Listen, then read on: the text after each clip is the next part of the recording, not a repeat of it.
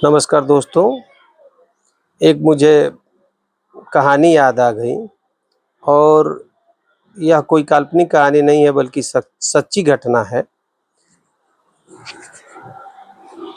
इससे ये चरितार्थ होता है कि डूबते को तिनके का सहारा क्यों कहा जाता है। एक क्लास 6 में पढ़ने वाला बच्चा था जो गांव पे रह कर के पढ़ाई कर रहा था और प्रतिदिन वह अपने गांव से 3-4 किलोमीटर की दूरी पे स्थित इंटर कॉलेज में पढ़ने के लिए जाता था। उसके गांव के बहुत सारे बच्चे उसके साथ जाते थे। चूँकि वो लड़का बहुत छोटा था, साइकिल चलाना नहीं जानता था, तो पैदल ही जाता था। गांव के और भी बच्चे थे जो साइकिल चलाना जानते थे और साइकिल से जाते भी थे। उम्र में उससे बड़े थे, लेकिन पढ़ते थे वहीं पे 7वीं 8वीं, कुछ 6 में भी पढ़ते थे। एक दिन उसी के गांव का एक लड़का आया और बोला कि चलो हम तुमको साइकिल से लेकर के चलते हैं। वह लड़का साइकिल पर चढ़ने के लिए बहुत ही ज़्यादा उत्सुक था और उस साइकिल की कंडीशन ये थी कि उसमें न तो ब्रेक था, न मडगार्ड था, न पीछे कैरियर था, मतलब केवल एक ढांचा मात्र था। उसमें कहीं से भी देखने से ये नहीं लग रहा था कि इसको बहुत आसानी से कंट्रोल किया जा सके। खैर, उसके गांव का लड़का जो है उसे बैठाया साइकिल पे, आगे बैठाया, कैरियर नहीं था तो आगे बैठाया और लेकर के गया। जुलाई अगस्त का महीना था जिसमें बरसात खूब हुआ करती है और उन दिनों ज़बरदस्त बरसात हुआ करती भी थी। स्कूल के जस्ट पीछे एक बहुत बड़ा सा तालाब था और उस तालाब और स्कूल के बीच में आने जाने के लिए सड़क मार्ग था। वह सड़क मार्ग भी चूँकि बरसात का महीना था और जो तालाब था वह पानी से लबालब भर चुका था और ओवरफ्लो हो करके और सड़क भी डूब चुकी थी। ये नहीं पता चल पा रहा था कि स्कूल के दीवार के कितने बाद वो तालाब है। इंटरवल में सारे बच्चे पास ही में 500 मीटर की दूरी पे दुकान थी, वहीं पे जाते थे, कुछ पैसे वगैरह लेकर के आते थे, कुछ खरीद के खाने के लिए जाया करते थे।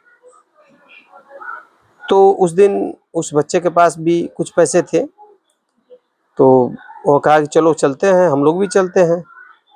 अमूमन वह प्रतिदिन नहीं जाया करता था, लेकिन उस दिन उसके पास पैसे थे और दुर्भाग्य भी कह सकते हैं, आगे पता चल रहा है कि कैसे दुर्भाग्य। तो उसके गांव वाला लड़का कहा कि ठीक है, आओ चलते हैं साइकिल से ही।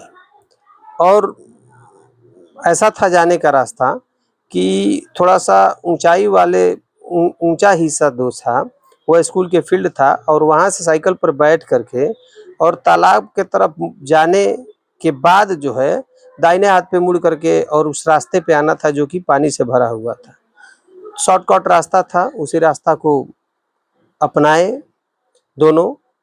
और यह लड़का बैठ गया, चूँकि साइकिल चलाना पहले ही बताया कि इसको नहीं आता था, तो यह बैठ गया और वह लड़का साइकिल के सीट पे बैठ करके आगे बढ़ने की कोशिश किया। चूँकि ब्रेक थी नहीं साइकिल में और मोड़ पाया नहीं सड़क के तरफ, वह सीधे ले जाकर के तालाब में गिर गया, अपने भी और जो आगे लड़का बैठा था वह भी उसमें डूबने लगा।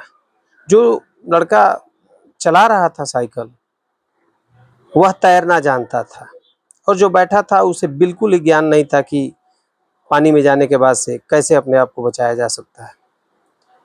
तो यह लड़का तैर करके निकलने की कोशिश कर रहा था, लेकिन जो क्लास 6 में मैंने बताया लड़का पढ़ रहा था और आगे बैठा था, वह तैरना नहीं जानता था और वह पानी पीना शुरू कर दिया। जैसा कि माना जाता है कि तालाब में या कहीं भी पानी में डूबने पर पानी पीना शुरू कर देता है आदमी, और पानी पीना शुरू कर दिया और डूब रहा था।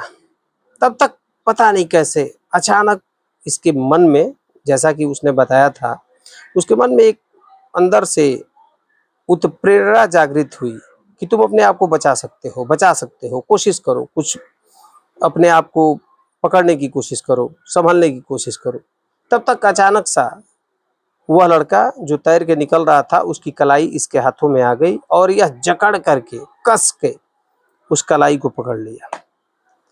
अब वह भी लड़का जो तैर के बस निकलने ही वाला था, वह भी अब अपनी कलाई इससे छुड़ा नहीं पा रहा था और वह भी धीरे धीरे तालाब की तरफ बढ़ रहा था, अंदर की ओर जाने लगा।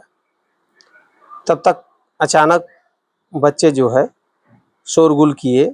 4th ग्रेड का एम्प्लॉई आया और इस 6 में पढ़ने वाले बच्चे को पकड़ के अंदर जा कर के निकाल के बाहर किया और वह भी लड़का चूंकि किनारे पे ही अभी था, तो वह भी बाहर निकला। तो इससे ये बात चरितार्थ होती है कि डूबते को तिनके का सहारा क्यों कहा जाता है। अचानक उस बच्चे के मन में ये बात आई कि मैं अपने आप को बचाऊं, या कुछ ईश्वरीय अनुभूति हुई, या फिर भगवान ने कोई संदेश दिया होगा, और अचानक से उसके हाथ इसके कलाइयों में जकड़ गए और जिसका परिणाम ये हुआ कि ये भी डूबने लगा और सारे बच्चे तब तक आने लगे, चिल्लाने लगे और उस बच्चे को बचा लिया गया। तो दोस्तों, अगर मन में इच्छा हो किसी भी काम को करने की, किसी भी तरह के मुश्किल घड़ियों में अपने आप को बचा के निकल जाने की या उसका सामना करने की, तो बिल्कुल ही हम अपने आप को बचा सकते हैं या फिर उस बच्चे के जैसा उत्प्रेरणा पा करके और किसी भी मुश्किल स्थिति से निकला जा सकता है। नमस्कार दोस्तों।